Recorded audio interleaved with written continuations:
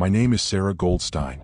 I died in Tehran on a Tuesday afternoon, and what I witnessed beyond the veil of death, what he showed me about the nuclear fire that's coming, it burns through my soul like acid. Every single day I remain silent. I never wanted to speak these words. Never wanted to be the one chosen to carry this burden. But 3 years ago, when my broken body lay crushed beneath concrete and steel, when my last breath escaped into the Iranian dust, I made a sacred vow. If I lived through what was coming, if he brought me back from that place beyond death, I would tell you what I saw, even if it cost me everything. Keep speaking, daughter. Those were his words to me in that realm of impossible light, when I stood before the throne of all truth, when the nuclear darkness was unfolded before my trembling spirit like the pages of a prophetic book written in fire and tears. Keep speaking, daughter. The words echo in my dreams, whisper through my prayers, burn like coals on my tongue every time I try to convince myself that someone else should carry this message. But there is no one else. There is only me, a hidden Jewish woman who lived in the shadows of Tehran, who died in an explosion that should have been meaningless, who returned with a warning that could save millions of souls from the nuclear holocaust I witnessed. The authorities want me silenced. My own people question my loyalty. The world calls me mad. But I made a vow in that place beyond death, where time bends like light and eternity flows like water, where I saw the mushroom clouds rising over cities that still sleep in false peace, where I witnessed the spiritual darkness that will ignite the physical fire unless hearts are turned, unless souls awaken, unless someone keeps speaking. Keep speaking, daughter. So I speak, though my voice trembles, though the cost is everything I thought I was, though the world may call me traitor, visionary, or fool. I speak because love compels me, because the faces of the children I saw in that nuclear vision haunt my every waking moment, because silence is no longer an option when eternity itself is at stake. This is my confession, my testimony, my sacred burden. And if you're listening, if something in your spirit recognizes the weight of these words, then you were meant to hear what I'm about to tell you. Keep speaking, daughter. The time has come. Before that Tuesday when death became my teacher, I was simply Sarah Goldstein, 34 years old, living like a whispered prayer in the ancient streets of Tehran. A translator by profession, a shadow by necessity, a Jew by blood and bone in a land where my very existence was a delicate negotiation with survival. Each morning began with the same sacred ritual of invisibility. The call to prayer would echo across the city like the voice of God himself, cascading from minaret to minaret, washing over the sleeping millions who never knew that among them lived a daughter of Abraham, carefully threading her way through each day like a needle through silk. I would rise before dawn, my small apartment still holding the coolness of night, and brew saffron tea in the glass cup my grandmother had smuggled from Jerusalem decades before my birth.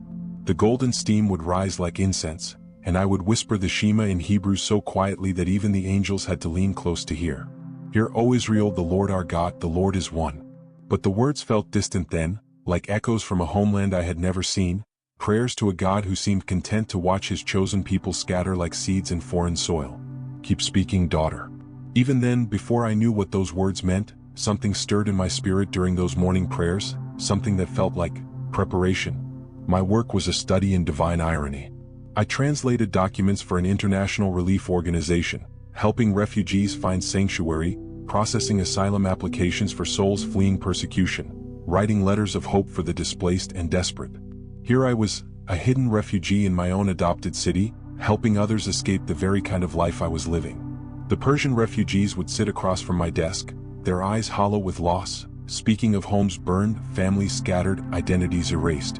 And I would translate their stories into English, Arabic, French, knowing that my own story of hiddenness was written in languages they would never read. Sometimes I wondered if God was speaking to me through their testimonies, if each tale of exile was a mirror reflecting my own spiritual displacement. My hands would shake slightly as I typed their applications, their pleas for freedom transforming into bureaucratic documents that might save their lives. The irony was not lost on me that I, who lived under an assumed religious identity, was helping others find the courage to speak their truth to the world. 3 times a week I would make my coded calls to cousin Rachel in Tel Aviv. We had developed our own language of safety over the years, business terminology that masked family love, weather reports that carried the weight of souls surviving in exile. The weather is holding here, I would tell her, meaning I was still safe, still undetected. The forecast looks clear, she would respond, meaning no immediate family emergencies, no urgent need for extraction. But that last Tuesday morning something felt different in the air itself. heavy, expectant, like the atmospheric pressure before a thunderstorm, when even the birds sense the coming lightning and grow silent in the trees. I remember pausing at my apartment window after the call, watching the sun paint the Tehran skyline in shades of amber and rose, feeling an inexplicable weight settling on my shoulders. The call to prayer had just concluded, and in the settling quiet that followed, I could have sworn I heard something else, a whisper so faint it might have been wind, might have been imagination. "Keep speaking, daughter." I shook my head, blamed it on lack of sleep, the constant tension of living a double life finally taking its toll on my nerves. But the feeling persisted as I gathered my work papers, as I checked my carefully maintained appearance. Modest clothing, hair covered, every visible part of my identity conforming to the expectations of a culture that would never fully accept the truth of who I was. The morning air felt different as I walked to work, charged with something I couldn't name. Street vendors called out their wares in Farsi, the ancient language flowing around me like water around a stone. Children ran to school, their laughter mixing with the distant hum of traffic, the ordinary symphony of a city beginning another day. Yet underneath it all, something whispered of change, of an ending disguised as a beginning, of a life about to be transformed in ways that would make every breath before that moment seem like preparation for a purpose I had never imagined. That afternoon, walking home from the marketplace with groceries for a dinner I would never eat, I felt the weight of unseen eyes upon me, the presence of something vast and patient watching from beyond the veil of ordinary time. The last thing I remember thinking as I turned down the familiar street toward my apartment was how strange it was that the air itself seemed to be holding its breath. "Keep speaking, daughter." If only I had known then what those words would cost me, what glory and terror awaited just around the corner, where death was preparing to become my greatest teacher, and silence would be transformed into the most dangerous truth I would ever be called to speak. The explosion was only seconds away, though I walked toward it in perfect, unknowing peace, carrying groceries that would scatter like prayers in the coming fire. The explosion came like the voice of God split into thunder and fire. One moment I was walking past the old brick building where Mrs. Farahani sold her famous honey pastries, my cloth grocery bag heavy with pomegranates and fresh bread, my mind wandering to the evening's translation work that awaited me. The next moment, the world became liquid chaos, time stretching like warm glass as the gas leak in the building's basement found its spark and transformed ordinary Tuesday afternoon into the doorway between worlds. I remember the sound first, not just noise but the very fabric of reality being torn in half. A roar so deep it seemed to rise from the earth itself, followed by a crack so sharp it could have split the sky. Then came the heat, a wall of fire that turned the air into something solid, something that pushed against my skin like the breath of a furnace. Time became honey, thick and golden and impossibly slow. I could see each fragment of brick and mortar separating from the building's face, each piece of glass catching the afternoon sun like deadly diamonds as they spun through the air in perfect, terrible choreography. The ground beneath my feet shifted, cracked, then disappeared entirely as the shock wave lifted me from the earth I had walked on for 34 years. Flying. I was flying through debris that looked like deadly snow, concrete dust and pulverized stone, creating a blizzard of destruction around my suspended body.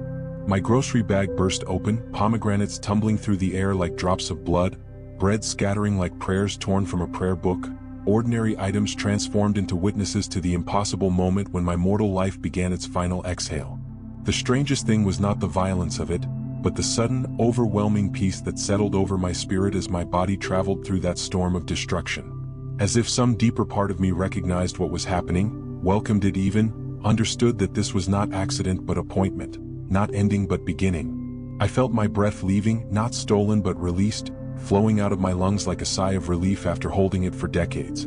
My heartbeat, that faithful companion that had marked time in my chest for 34 years, began to slow, each beat echoing like footsteps walking away down a long corridor.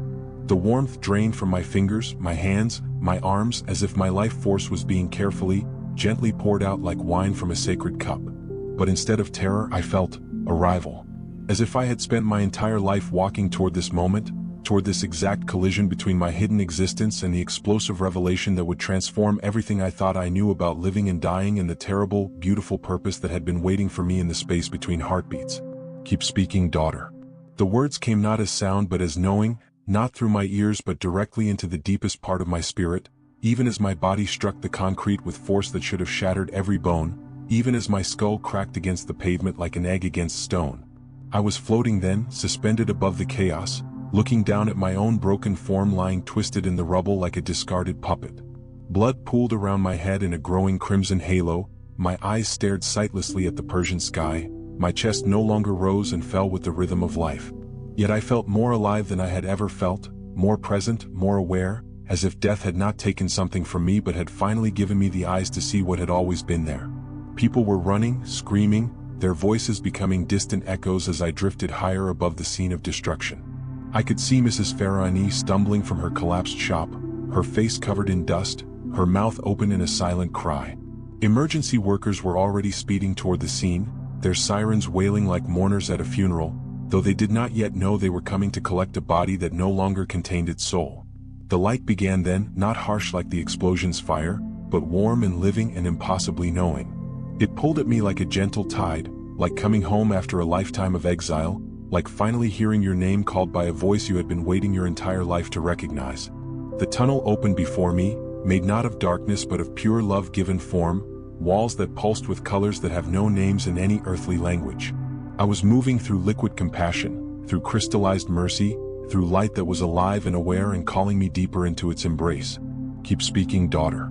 The words followed me into that sacred passage, echoing through the tunnel of impossible beauty, promising me even then that this crossing over was not escape but preparation, not rest but commissioning, not ending but the most important beginning of my existence. Behind me, Tehran grew smaller, the broken building, my shattered body, the life I had lived in careful shadows all fading like a dream upon waking. Ahead of me, eternity opened like a flower made of starlight, and I understood with perfect clarity that nothing would ever be the same. When the tunnel released me into that realm beyond all earthly comprehension, my first thought was not wonder or fear, but recognition. This is home. Not the home I had known in Tehran's hidden corners, not even the ancestral homeland of Israel I had never seen, but the home my soul had been searching for through every prayer, every whispered Shema, every moment of exile I had endured in the shadows of a world that could never fully contain the truth of who I was meant to be. The air itself was alive, pulsing with a rhythm that felt like the heartbeat of creation, thick with purpose so ancient and joy so pure that breathing it was like drinking liquid starlight. Each breath filled not just my lungs but every fiber of my spiritual being with a life force that made my earthly existence seem like pale reflection, like a black and white photograph of a sunset compared to standing in the full blazing glory of dawn itself. Music surrounded me, but not music as I had ever known it. This was melody made visible, harmony given form, love songs that had taken on substance and danced through the atmosphere like living prayers. Each note carried the weight of a soul's deepest longing, each chord held the echo of every tear shed in faith, every moment of worship offered in secret, every cry for justice that had ever risen from persecuted lips. I could see the music as it moved through this sacred space, ribbons of golden light that wove themselves into tapestries of sound, silver streams of melody that flowed like rivers between dimensions I had never imagined existed. The very ground beneath my feet hummed with ancient songs, lullabies sung by mothers in ghettos, prayers chanted in hidden synagogues, hymns of hope whispered in cattle cars and concentration camps, all of it preserved here, transformed here into something beautiful beyond earthly description. Keep speaking, daughter. The words came again, not as command but as gentle encouragement, woven into the music itself, part of the very fabric of this place where time moved differently, where love was not feeling but substance, where truth was not concept but living, breathing reality that surrounded me like atmosphere. It was then that I saw her. Grandmother Miriam, walking toward me through the musical light with the same graceful step I remembered from childhood stories, the same fierce love burning in her eyes that had sustained her through the pogroms of Eastern Europe, the same strength that had enabled her to hide Jewish children in haystacks and root cellars while Cossack horses thundered through the streets of her village. She looked as I had imagined her in her youth, before persecution had bent her back and lined her face with worry, before fear had taught her to speak in whispers and pray with one eye on the door. Here, in this place beyond suffering, she stood tall and radiant, her hair flowing like silk in a wind that carried the fragrance of every flower that had ever bloomed in Eden. But she was not alone. Around her moved other souls, faces that seemed familiar though I had never met them in earthly life, spirits that felt like family though we shared no common blood. There was the young rabbi who had died defending his congregation in Kiev, his prayer shawl now woven from threads of pure light. There was the mother who had smuggled Torah scrolls out of burning synagogues, her arms still cradling scrolls that pulsed with living words. There was the child who had starved in the Warsaw ghetto, his eyes now bright with the joy that had been stolen from his earthly years. They moved through this realm like notes in a cosmic symphony, each one carrying their own melody of sacrifice and faith, their own harmony of suffering transformed into glory. Their presence filled me with understanding that began to build like storm clouds on the horizon of my consciousness. Understanding that my hidden life in Tehran had been preparation, that every careful step I had taken in the shadows had been leading me toward this moment, this revelation, this commissioning I could sense approaching like dawn. You were brought here for a reason. The words had evolved, deepened, become more personal and more urgent. I felt them settling into my spirit like seeds planted in fertile ground, promising harvest beyond anything I could imagine. The music around me crescendoed, harmonizing with frequencies that seemed to emanate from the very heart of existence itself. That was when I became aware of the presence that dwarfed all others, the light that made every other illumination in this realm seem like shadow. It approached slowly, not because it needed time but because my spiritual capacity required gradual preparation for an encounter that would transform me at the most fundamental level of my being. The other souls around me began to bow, not in servitude but in recognition, not in fear but in overwhelming love. Grandmother Miriam smiled at me with eyes that held both pride and gentle warning, as if to say, "Now you will understand why your life was what it was, why you were chosen to live hidden so that you could learn to speak unhidden truths. You were brought here for a reason." The light grew brighter, the music reached symphonic heights that threatened to overwhelm my senses, and I knew with absolute certainty that I was about to stand before the source of all truth, all love, all justice that had ever existed or ever would exist. My earthly death had been not ending but doorway, not destruction but divine appointment, not accident but the most important moment of an existence that had been carefully crafted to prepare me for whatever truth I was about to receive. The weight of eternity pressed against my consciousness as that supreme presence drew near, carrying within its approach the promise of revelation that would either destroy me or transform me into something I had never dreamed possible. "Keep speaking, daughter. You were brought here for a reason." And in that moment of approaching glory, I understood that whatever I was about to witness would bind me to a promise that would cost me everything and give me purpose beyond all earthly measure. When he turned toward me, when that light took form and became face, when the source of all creation focused the fullness of his attention upon my trembling soul, every question I had ever carried, every doubt that had shadowed my faith, every moment of confusion about God's silence in the face of Jewish suffering, dissolved like mist before the rising sun. His eyes held eternity, not as concept but as lived experience, as if every moment that had ever existed or ever would exist was present tense to him, as if my entire life, past, present, and future, was visible in a single, eternal now that his gaze encompassed with infinite tenderness. I saw myself reflected in those eyes, but not as I had known myself. I saw Sarah the hidden one, Sarah the translator, Sarah the careful survivor, but I also saw Sarah the chosen vessel, Sarah the prophetic voice, Sarah the bridge between worlds that I had never imagined I could become. The recognition was instant and overwhelming. This was Yeshua, Jesus, the one my grandmother had whispered about in stories she thought I was too young to understand, the Jewish rabbi whose name had become forbidden in our household, whose identity had been wrapped in centuries of persecution and misunderstanding, whose love had been obscured by the very hatred committed in his name against our people. But there was no trace of that earthly confusion here. Here, he was simply love made manifest, truth given form, the word that had spoken light into darkness and was now speaking purpose into my shattered existence. He did not speak at first. He simply looked at me, and in that gaze, I experienced what I can only describe as a life review unlike anything I had ever imagined possible. Every moment of my 34 years unfolded before us like scenes from a sacred film, but viewed not through the lens of judgment but through the perspective of infinite understanding. I saw my childhood in the small apartment where my parents had taught me to be proud of my heritage while never, ever speaking of it outside our walls. I watched myself learning to lower my eyes when passing certain neighborhoods, to modulate my voice when asked about my family's history, to become expert in the art of religious invisibility that had kept our family alive through generations of displacement. "Keep speaking, daughter." The words came not as sound but as direct communion between his spirit and mine, and I understood in that moment that every whispered prayer I had ever offered, every Shema recited in secret, every moment of longing for a homeland I had never seen, had been heard not as the petitions of an outsider but as the cries of a beloved daughter whose exile had always been temporary, whose hiddenness had always served a greater purpose. I saw the years in Tehran unfold like pages in a book he had been writing long before my birth.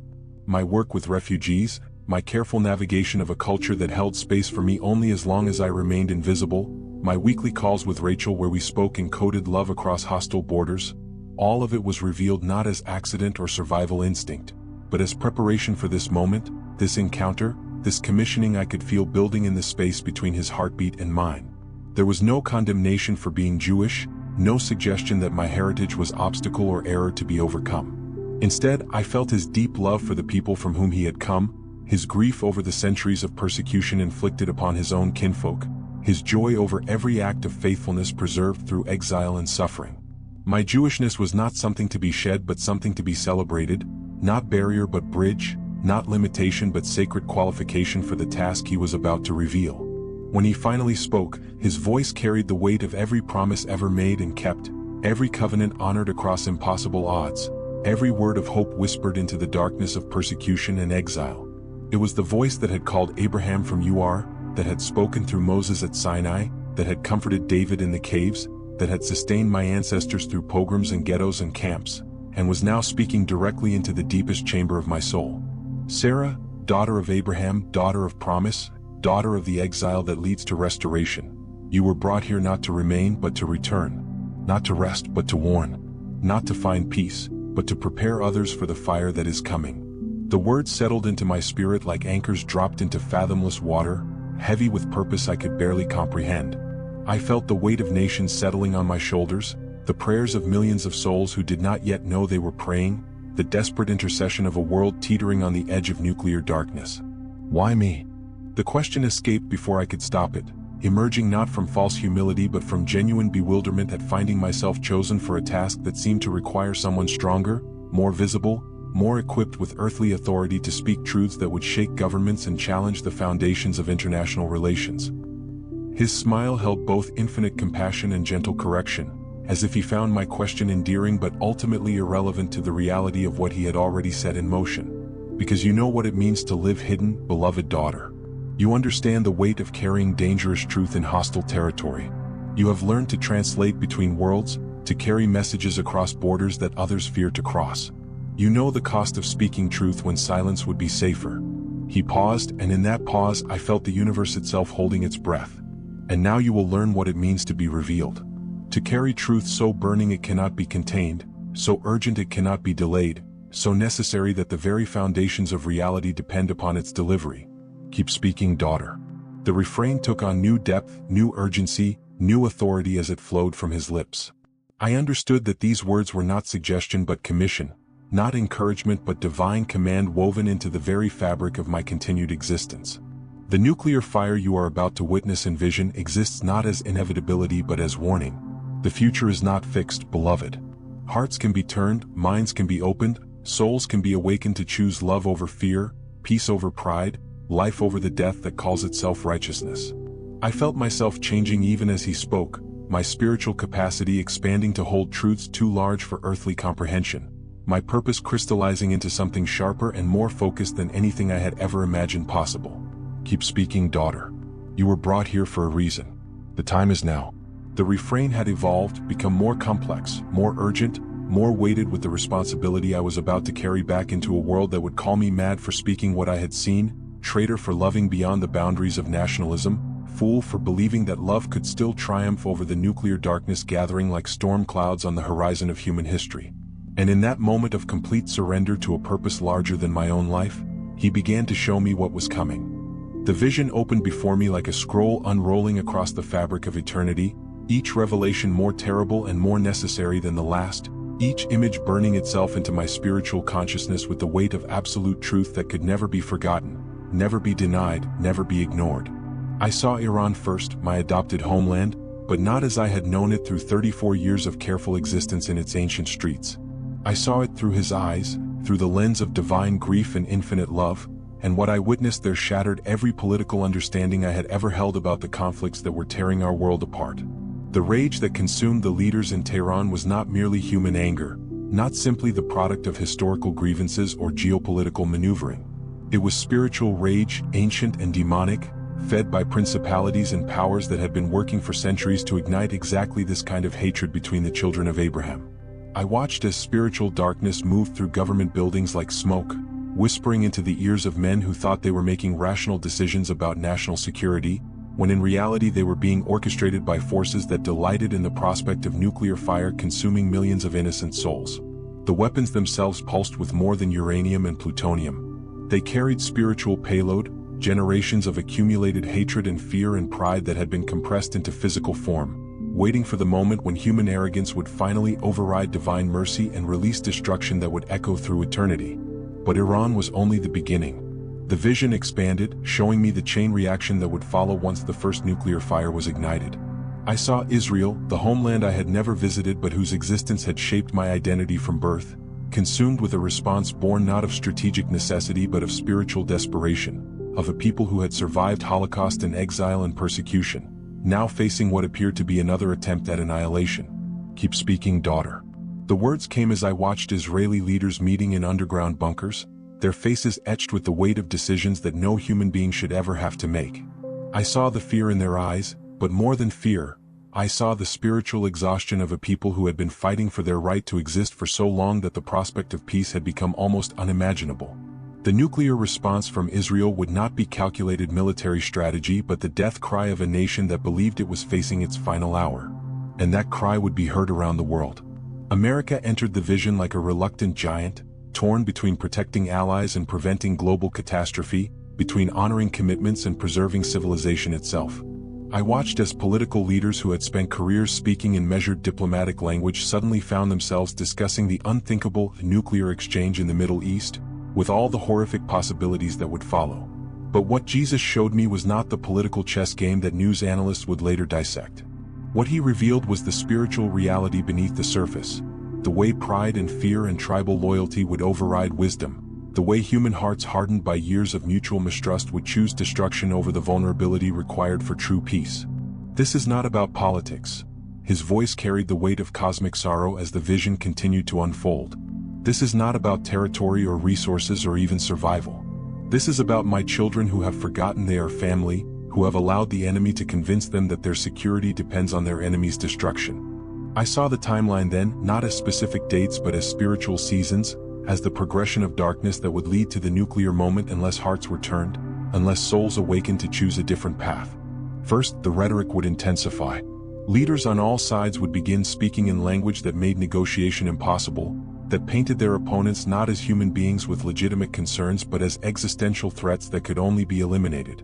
The spiritual realm above these nations would grow thick with principalities feeding on fear and hatred, growing stronger with every inflammatory speech, every military exercise designed to intimidate, every diplomatic door slammed shut in pride and mistrust.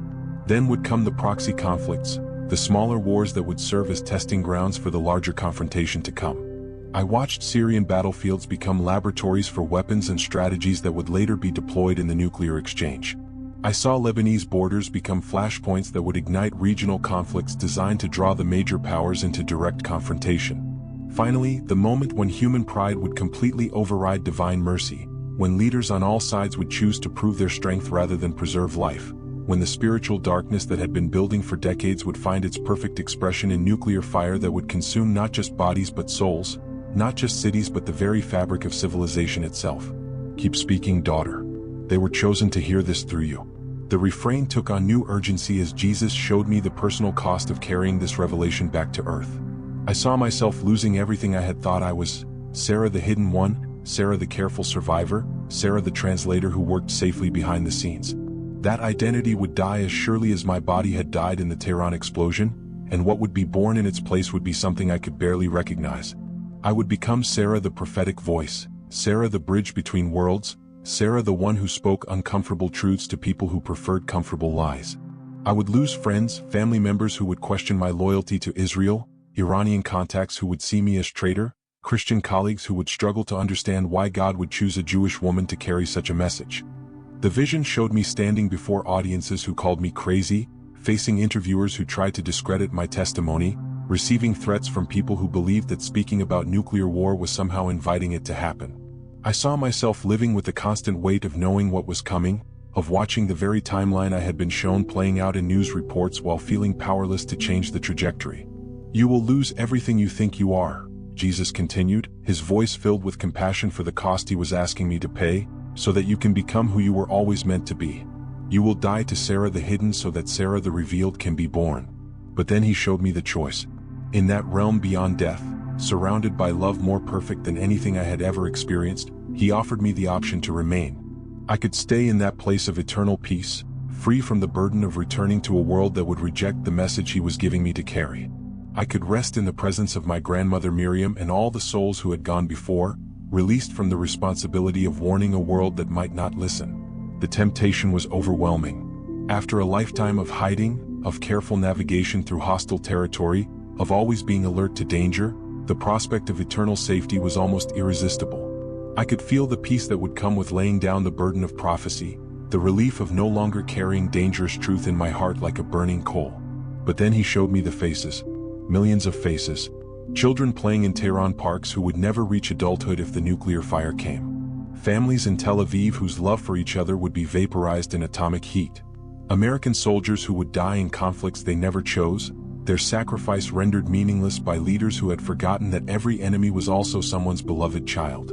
I saw the faces of souls who would die without ever hearing the gospel message that could have saved them, who would pass from this life into eternity carrying hatred instead of love, fear instead of faith, unforgiveness instead of the peace that surpasses understanding. Keep speaking, daughter. They were chosen to hear this through you. The time is now. The spiritual refrain intensified, carrying within it the weight of millions of prayers that had not yet been prayed, millions of conversions that had not yet taken place, millions of moments of grace that hung in the balance waiting for someone to speak the truth that could still change everything. Looking into the face of Jesus, seeing the love he held for every soul about to be lost in nuclear darkness, feeling the weight of his grief over children who would die hating their neighbors instead of loving them, I understood that there was no choice at all. The decision made itself, flowing from a love larger than my own survival, deeper than my own comfort, more urgent than my own need for peace. I would return. I would speak. I would carry this burning truth back to a world that would call me mad, because the alternative, silence while millions of souls faced nuclear destruction, was unthinkable. Keep speaking, daughter. They were chosen to hear this through you. The time is now. The choice is love. And with that commitment burning in my heart like a sacred flame that could never be extinguished, he began to show me the other path. The future that was still possible if hearts could be turned, if souls could awaken, if someone would speak the truth that could still prevent the darkness from falling. Then the vision shifted, and what Jesus showed me next took my breath away with its beauty, its possibility, its radiant hope that stood in perfect contrast to the nuclear darkness I had just witnessed. Like dawn breaking over a battlefield, like flowers blooming in ash, like resurrection emerging from the tomb of human despair, I saw the other path, the future that was still possible if hearts could be turned, if souls could awaken, if love could triumph over the fear that was driving our world toward atomic destruction. It began with individuals. Single souls scattered across the globe, people just like you who are listening to these words, feeling something stir deep within their spirits as the Holy Spirit moved through testimonies like mine, through dreams and visions and divine encounters that were breaking out like brush fires across every nation. I watched as one by one, hearts that had been hardened by years of conflict and mistrust began to soften, as minds that had been closed by propaganda and tribal loyalty began to open to possibilities they had never dared to imagine. Keep speaking, daughter. The choice is love. The time is awakening. The refrain had transformed, carrying now not just urgency but hope, not just warning but promise, not just the weight of what was coming but the lightness of what could still be prevented, what could still be transformed, what could still be redeemed through the power of love that refuses to accept hatred as the final word. I saw Jewish souls across the world beginning to remember their true calling, not as a people set apart in defensive isolation, but as a light to the nations, as carriers of divine truth that was meant to bless all of Abraham's children. In Tel Aviv and New York, in London and Buenos Aires, I watched as Jewish hearts began to burn with compassion for their Persian cousins, as ancient prejudices dissolved in the face of divine revelation that showed them their enemies as fellow beloved children of the same God. The vision showed me synagogues opening their doors not just for Jewish worship but for interfaith dialogue, rabbis standing alongside Muslim imams and Christian pastors, speaking not from political platforms but from hearts transformed by encounters with the living God who sees no difference between the children of Isaac and the children of Ishmael.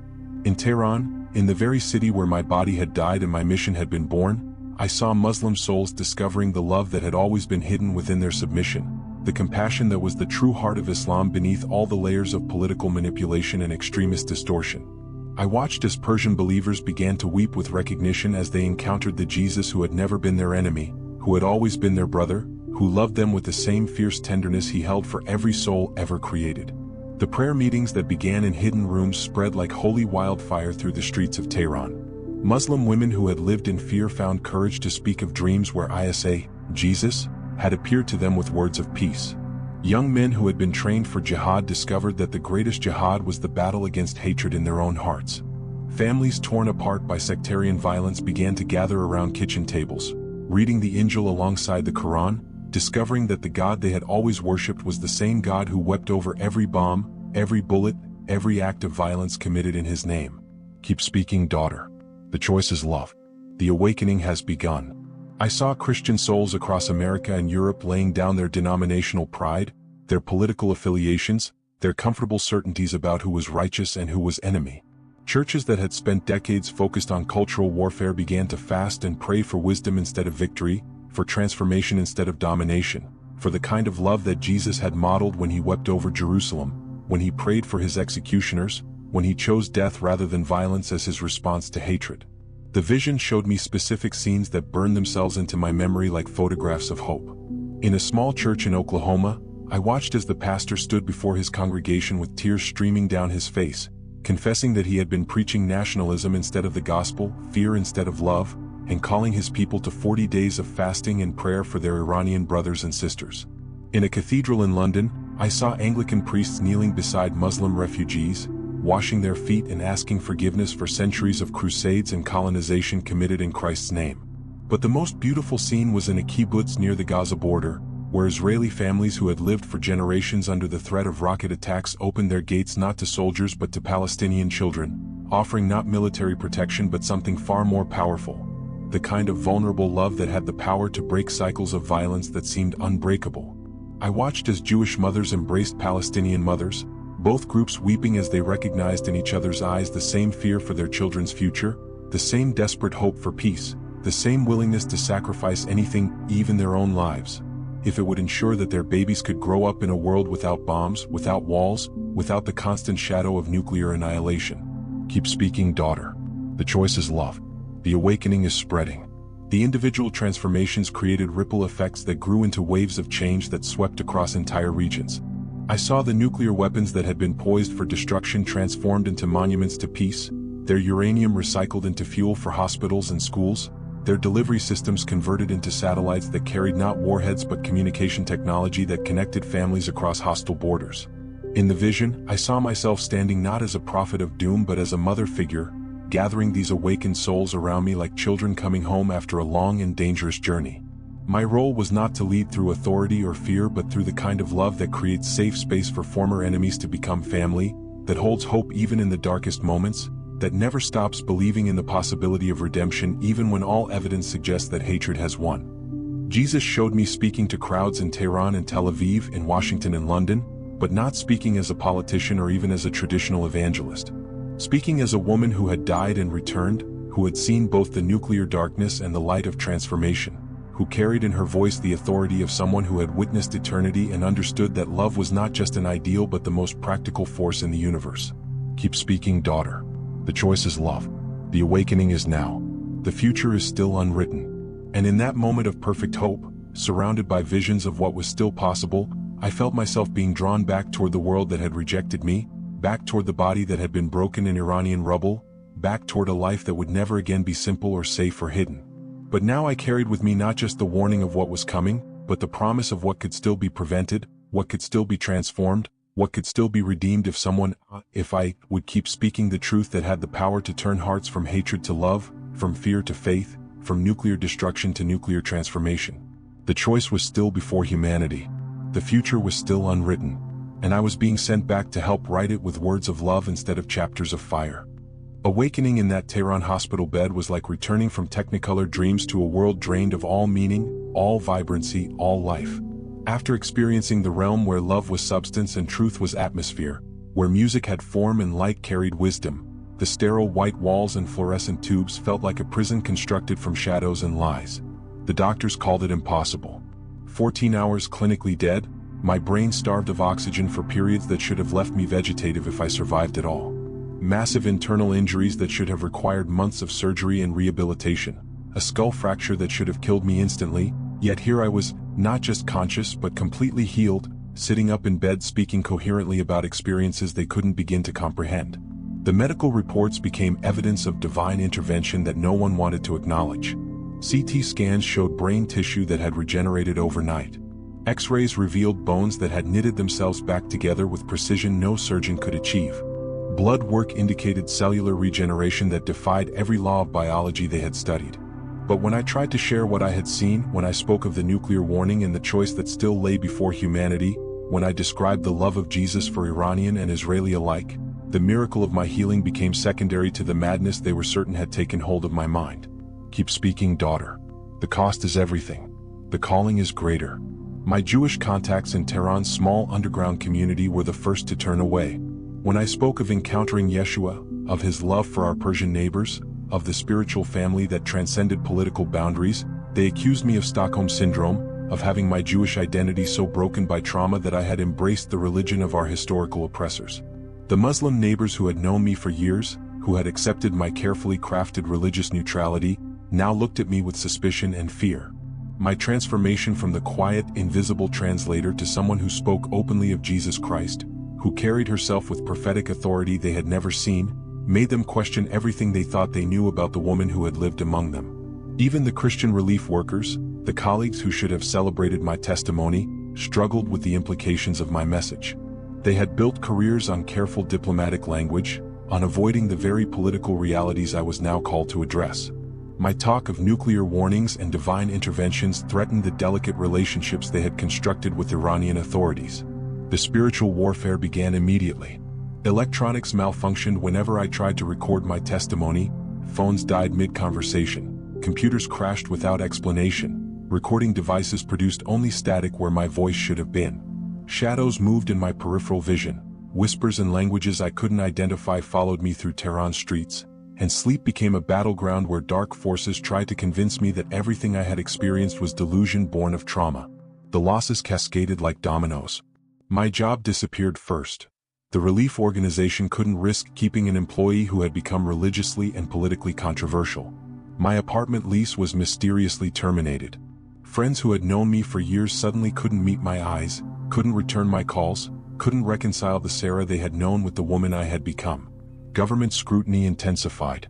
Iranian authorities began asking questions about my change in behavior, my new religious activities, my sudden willingness to speak openly about subjects that had always been carefully avoided. I understood that my time in Iran was running out, that the very transformation that gave my life meaning was making my physical survival impossible. Keep speaking, daughter. The cost is everything. The calling is greater. The truth must be spoken. The final test came on my last night in Tehran, as I packed the few possessions I could carry, preparing to flee the only home I had known as an adult. In the darkness of my empty apartment, surrounded by the ruins of my former life, I heard his voice one last time before my exodus began. The question was simple, direct, and absolutely crucial. Now you understand the cost of truth. Are you still willing to pay it? I looked at my hands, unmarked by injuries that should have killed me, trembling not with fear but with the weight of purpose that had been entrusted to my care. Everything I had thought I was lay in ashes around me, Sarah the hidden, Sarah the safe, Sarah the survivor. But rising from those ashes was someone I was only beginning to recognize, Sarah the revealed, Sarah the prophetic voice, Sarah the bridge between worlds that had always been at war. Keep speaking, daughter. The cost is everything. The calling is greater. The truth must be spoken. The time is now. I whispered my answer into the darkness of that final night, a commitment that would carry me through every rejection that was to come, every accusation of madness or betrayal, every moment when speaking truth would cost more than I thought I could bear. Keep speaking, daughter. Keep speaking. The refrain had become my own, the divine command transformed into personal covenant, the burden transformed into privilege, the cost transformed into the price I would gladly pay for the chance to prevent the nuclear darkness from falling over a world I loved too much to let burn in silence. If you are still listening to these words, if something deep within your spirit has been stirring as this testimony unfolds, then you are not here by accident. You are part of the plan. You are among the chosen vessels who will carry this message beyond the reach of my single voice, who will amplify this warning until it reaches the ears of those who have the power to prevent the nuclear darkness from falling. The timeline I witnessed in that eternal realm is accelerating. Even now, as I speak these words, Iranian leaders grow more desperate in their isolation, Israeli patience grows thinner with each passing threat. American politics grow more polarized between those who would abandon allies and those who would risk everything to protect them. The spiritual seasons I was shown are moving faster than I had hoped, the rhetoric intensifying, the proxy conflict spreading, the moment of choice approaching like a freight train bearing down on humanity's future. Keep speaking, daughter. They were chosen to hear this. The time is now. The choice is theirs. But understand what you are truly witnessing. This is not ultimately about nuclear weapons or geopolitical strategies or even national survival. This is about a spiritual war for the souls of God's children, a cosmic battle between the forces that want us divided by race and religion and nationality, and the God who created us all as one family, who weeps over every boundary we build, every enemy we create, every reason we find to hate instead of love. You were chosen to receive this message not because you are more righteous than others, not because you possess some special qualification or spiritual authority. You were chosen because your heart is still soft enough to be broken by what breaks God's heart, because something in you still believes that love can triumph over hatred, that peace is worth more than pride, that the gospel of Jesus Christ is powerful enough to transform enemies into family. Keep speaking, daughter. They were chosen to hear this. The time is now. The choice is love. Return to the Gospels. Not to the religion that has been corrupted by politics and nationalism and comfortable prejudices, but to the radical love of Jesus Christ that sees no difference between Jew and Gentile, Iranian and Israeli, conservative and liberal, citizen and refugee. Return to the Christ who died for every soul that will be lost in nuclear fire if we continue down this path of mutual destruction. Pray specifically, urgently, for the leaders whose decisions will determine whether my vision becomes reality or remains forever unfulfilled prophecy. Pray for Iran's Ayatollah Khamenei, that the Holy Spirit would penetrate his heart with love for Israeli children. Pray for Israel's Prime Minister, that wisdom would triumph over the fear that drives decisions toward preemptive strike.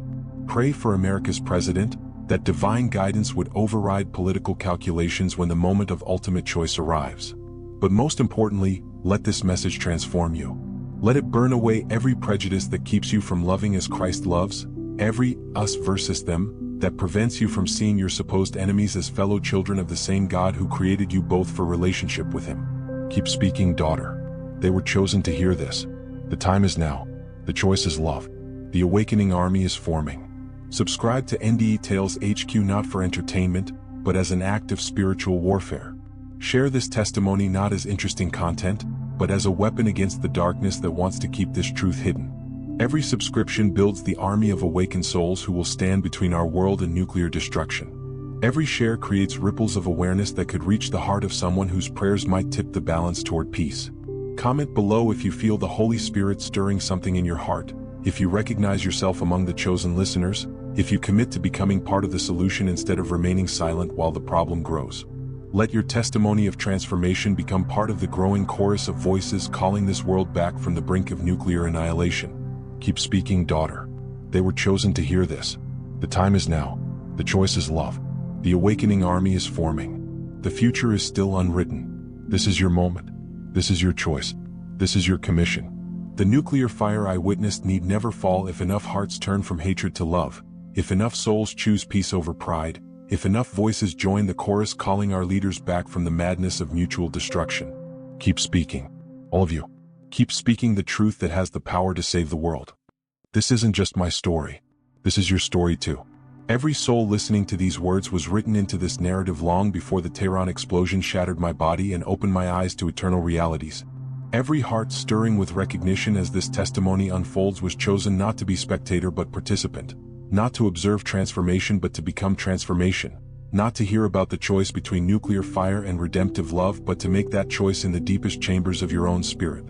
When the veil lifted for me in that place beyond death, when I stood before the throne of all truth and witnessed the twin futures spreading before humanity like roads diverging in a cosmic wood, I understood that every human conflict is really about forgotten love.